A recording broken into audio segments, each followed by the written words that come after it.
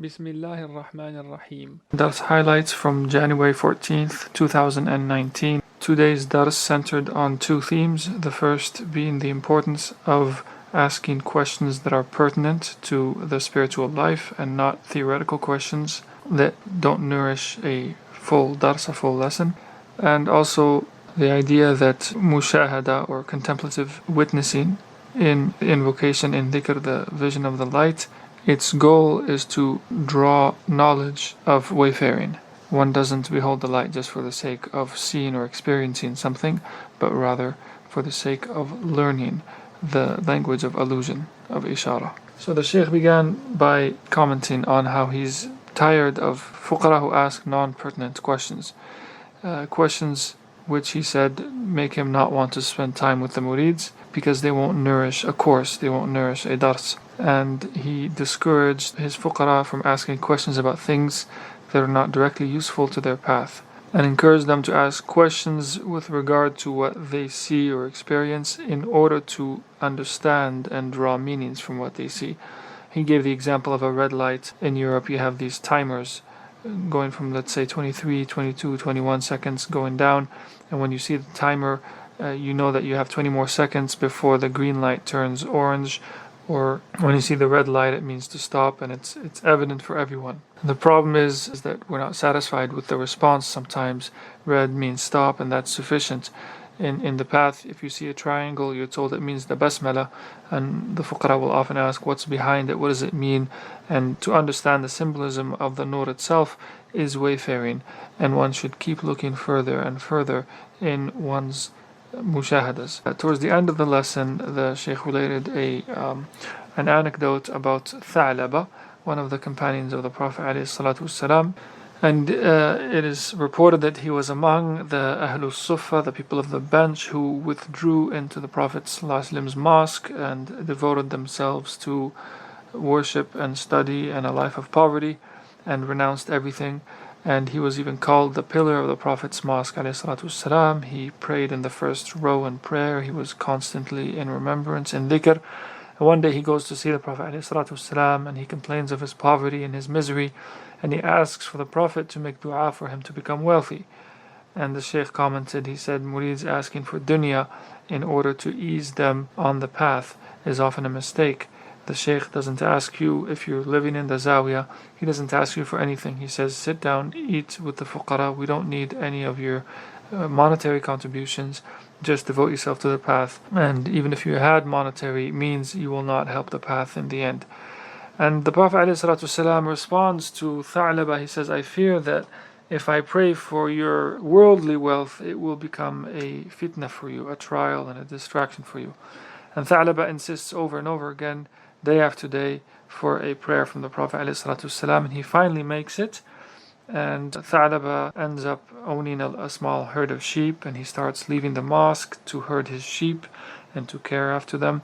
And he abandons the congregational prayers, and he starts praying once per day and then once a week, and then he only attends Jum'ah from week to week, and then once in a while he'll attend Jum'ah. And then eventually this absence from the people of the bench and from the prayers and so on, from the barakah, goes hand in hand with an increase in his wealth, and he even stops visiting the Prophet ﷺ. And one day the Prophet himself ﷺ visits Tha'laba with his companions and asks him for the annual zakat. And when he does so, the Prophet ﷺ goes out, and Tha'laba doesn't even come out to meet the Prophet ﷺ. And he says, in his own words, Tha'laba says, I see the zakat, this alms tax, as none other than a jizya. It's a tax for the unbelievers in exchange for protection. And this is his end. No one kicks him out of the faith. He does so indirectly himself in one way or another. And this is what happens to the murid who follows the same course, following these kinds of errors. And they, in the end, establish a proof against their own selves, hujja alayhim, without realizing it. They will utter the proof against their own souls, and no one accuses Tha'laba of unbelief, but he himself pulls himself out of the faith, having been among the people of the bench initially. And the Prophet ﷺ does not accept his zakat. his alms tax thereafter, the purifying tax thereafter. And under Abu Bakr's reign, when Sayyidina Abu Bakr is Khalifa and this Thalaba has a long life, when Thalaba, he has these regrets and he wants to give zakat to him, Abu Bakr said, whatever the Prophet ﷺ did not accept, I will not take. And then under Sayyidina Umar, the same thing happens, and he tries to give zakat to Umar, and Umar said, if the Prophet ﷺ and Abu Bakr didn't accept it, I won't accept it. And then under Uthman, he tries to give zakat, and Uthman says, if the Prophet ﷺ and Abu Bakr and Umar didn't accept, I won't. And under Ali, he tries to give zakat, and Ali says, if the Sallallahu and Abu Bakr and Umar and Uthman radiallahu anhum, if they did not accept, I don't accept either. And he stayed rich and lived a long life. And the Shaykh comments, he said, when you leave the path, you can live a long, wealthy life, but you have this regret that you live with, and there's no solution to repair that kind of mistake. And this is the context, according to certain commentators, for the revelation of the verse, يَا أَيُّهَا الَّذِينَ آمَنُوا لَا تَسْأَلُوا عَنْ أَشْيَاءَ إِن تُبْدَ لَكُمْ تَسُؤْكُمْ. O you who believe, ask not about things which, if they were disclosed to you, would trouble you. There was a second discussion about the purpose of mushahadas, the purpose of direct witnessing, and how to draw knowledge from them. And the Shaykh, he gave a commentary on this theme based on the story of Sayyidina Ibrahim beholding the celestial bodies in Surah Al-An'am. وَكَذَلِكَ نُرِي إِبْرَاهِيمَ مَلَكُوتَ السَّمَاوَاتِ وَالْأَرْضِ وَلِيَكُونَ مِنَ الْمُوقِنِينَ.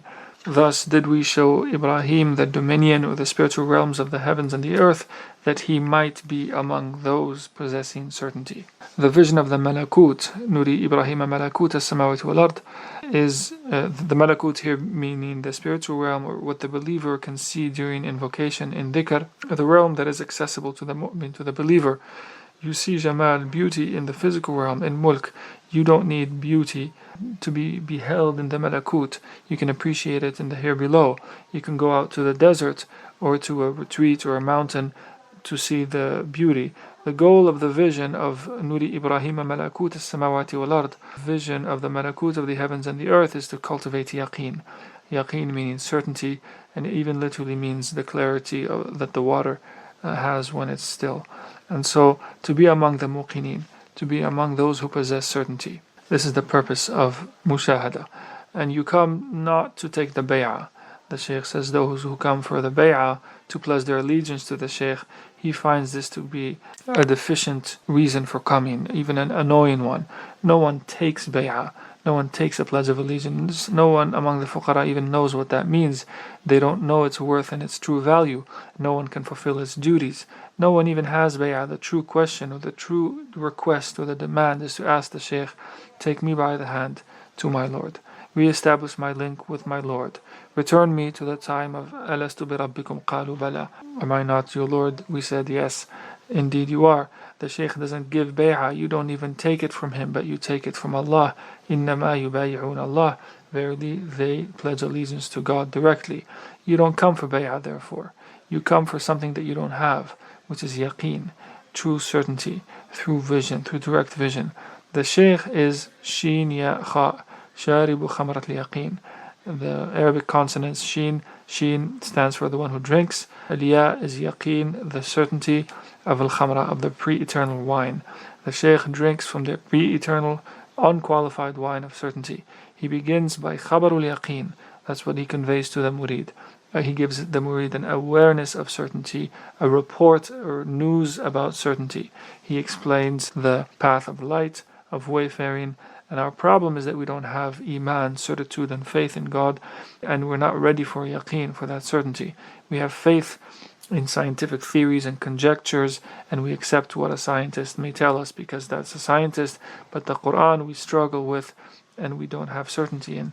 So we come here in quest for yaqeen through the pledge of allegiance, and we need in so doing to learn how to turn away from the here below and from our attachments, our spouse, our friends, our children, our work, our problems, so as not to focus on anything other than the cultivation of yaqeen and certainty. What you draw from your vision, your mushahada of divine light, is that yaqeen. And in order to draw from your vision in your invocation, you have to be present with your body, with your spirit, with your entire being, and with adab, proper etiquette in the divine presence, and with thirst and longing and great respect for your teacher, giving importance to all of these. Respect, even of a child towards a teacher, can teach us something. If you're an elderly septuagenarian, someone in your 70s, and your sheikh is in his 30s or 40s, you may come and you think you have more experience in life and you know where you are and where you're going. In our eyes, you haven't been born yet. True birth is when you receive light. An-nur is what gives you birth. Before that, you don't even exist. You don't even have life. In the same surah is he who is dead.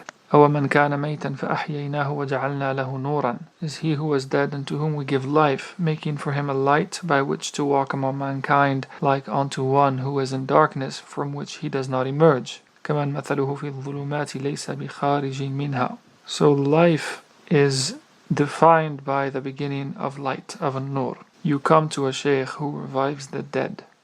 If you have adab and observe proper comportment and etiquette and courtesy towards your sheikh, this is the beginning to realizing what's happening in the path. And then the sheikh turns to one of the murids and said, one form of adab is not to be on your phone while your sheikh is speaking, or trying to finish your hizb while the sheikh is talking. And there was some murid who was trying to finish his daily Quranic wird on his phone during the dars. Then the sheikh turns to the fuqara and he says, when the sheikh is talking, you should know that he's addressing everyone, and look at it as every word of his as being addressed to you specifically. Even if he's addressing 1,000 people, always consider that his words are addressed to you. Consider only 3 points: you, where you are, the sheikh, and your link that separates you from him. Returning to the story of Sayyidina Ibrahim, the sheikh comments, he says, you don't see the nur, the light, in order to behold its beauty and to be dazzled by its splendor, but to become one of those who possess certainty, to be among al-muqinin. This is embodied in the story, in this passage in the Quran, فَلَمَّا جَنَّ عَلَيْهِ اللَّيْلُ. When the night grew dark upon Sayyidina Ibrahim, he saw a star, and he said, this is my Lord. But when it set, he said, I love not things that set. When you turn off your lights and you face your Lord, and you're surrounded by darkness, جَنَّ عَلَيْكَ أَنْتَ اللَّيْلُ, when night grows dark around you, and you see a star, then a kawkab, a planet. Ibrahim says, قَالَ هَذَا رَبِّي. He says, this is my Lord. Then, when it's set, he says, I do not love things that disappear or things that set. Things that set here or that disappear are not the star or the Lord, but the person who has not established a strong link with their Lord. لَا أُحِبُّ الْآفِلِينَ. I do not love things that set actually means or implies لَا أُحِبُّ الْغَافِلِينَ. I do not love those who are heedless, those who have no enduring connection and link with their Lord. فَلَمَّا رَأَى الْقَمَرَ بَازِغًا قَالَ هَذَا رَبِّي. When he saw the moon shining, he said, this is my Lord. The moon rises, you first see the star, then the moon. Ibrahim ﷺ draws knowledge from this. He doesn't see duality or two lords. He understands the message. He understands that there is a movement in degrees of proximity towards his Lord. The difference between the first vision of the star and the second of the moon is one of proximity, and the murid must cultivate this understanding in his own mushahada. فَلَمَّا أَفَلَ قَالَ لَئِن لَمْ يَهْدِنِ رَبِّي لَأَكُونَنَّ مِنَ الْقَوْمِ الضَّالِّينَ. Then when he saw the moon rising, and he said, this is my Lord, but when it set, and he said, if my Lord doesn't guide me, I shall surely be among the people who are astray. Here you have an adab that's observed with the mushahada. And the Shaykh made a point here in conversation with the many exoteric commentators on the Quran who see this anecdote as one where Ibrahim ﷺ was turning away from polytheism to monotheism, from shirk to tawheed, and he's perhaps even engaging with the mushrikun, with the polytheists, the idolaters, to show them that in the end their beliefs are false. And the Shaykh says, the fact that Sayyidina Ibrahim says, لَا أَكُونَنَّ مِنَ الْقَوْمِ الضَّالِّينَ, if my Lord doesn't guide me, I will be among those who are astray. He doesn't say for those who are polytheists or al-mushrikeen. Here, dalal, misguidance, points to the fact that he's drawing guidance from his vision. And as the visions grow stronger in the Malakut, he's drawing more guidance, and here he affirms his need for guidance from his Lord. And the Shaykh comments and he says, learn to recognize Allah in all things. The supererogatory acts of worship, the nawafil, are of many kinds. There are many types of nawafil. It doesn't just mean extra prayers. A smile can be a source of drawing guidance and giving guidance. Your life in its entirety can be a nafila, can be an extra devotional act, and everything can be a means of drawing near until Allah loves you. The real prayer, the real salah, isn't the bodily one that we perform canonically 5 times per day. It's the establishment of a link between the servant and the Lord. The sila, that link, the permanent one, is the true salah that we make. And the story in Surah Al-A'raf with Sayyidina Ibrahim continues, and Sayyidina Ibrahim says, إِنِّي وَجَّهْتُ وَجْهِيَ لِلَّذِي فَطَرَ السَّمَاوَاتِ وَالْأَرْضَ حَنِيفًا وَمَا أَنَا مِنَ الْمُشْرِكِينَ. I've turned my face toward Him who created the heavens and the earth, and I am not one of the idolaters. He's a Hanif, a primordial affirmer of divine unity. He turns his face to the one who split apart, cleaved, or created from naught, from nothing, rent apart the heavens and the earth. He brings them about, not the one who created, khalaqa. Creation can imply that there's a preceding base matter, a substratum material from which a creation comes forth. For instance, khalaqallahu Adam from turab. God creates Adam from earth, from clay. There's a base matter from which Adam comes out. A second creature is created from that substratum. Here, fatara is from naught. There's a renting apart from naught. The grandeur of the name Al-Fatir, the cleaver, comes forth in this verse, and Sayyidina Ibrahim draws that attribute from his vision of the star, the moon, and the sun. From this name he draws his own spiritual state. He turns entirely to God in his tawajjuh and realizes the divine grandeur and his own incapacity and servanthood and needfulness and dependence upon God, knowing that he himself cannot create from naught, he cannot split apart the heavens and the earth, hence he's a Hanif, an unswerving monotheist who has not committed any associationism or any partnership, any shirk.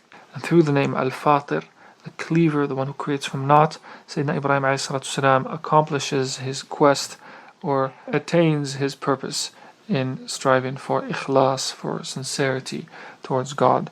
Similarly, just you have some that may see the nur just for a few seconds in their whole life, and through that vision they can embrace all things, and others see so much nur and there's very little comprehension on their part.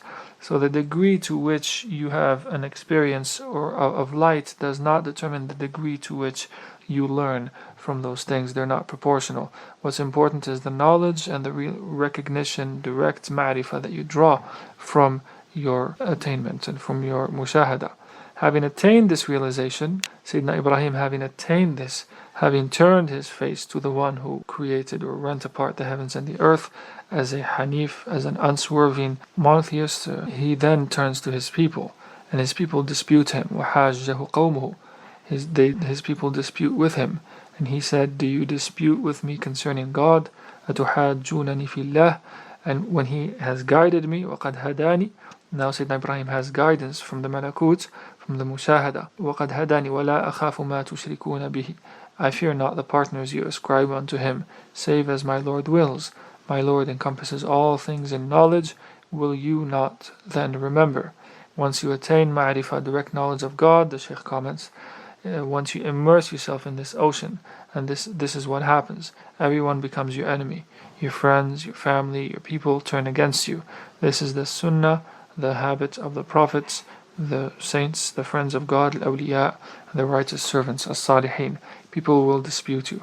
Allahumma salli wa sallim wa barik ala Sayyidina Muhammad wa ala ali Sayyidina Muhammad kama sallaita ala Sayyidina Ibrahim wa ala ali Sayyidina Ibrahim wa barik ala Sayyidina Muhammadin wa ala ali Sayyidina Muhammadin kama barakta ala Sayyidina Ibrahim wa ala ali Sayyidina Ibrahim fil alamin innaka Hamidul Majid.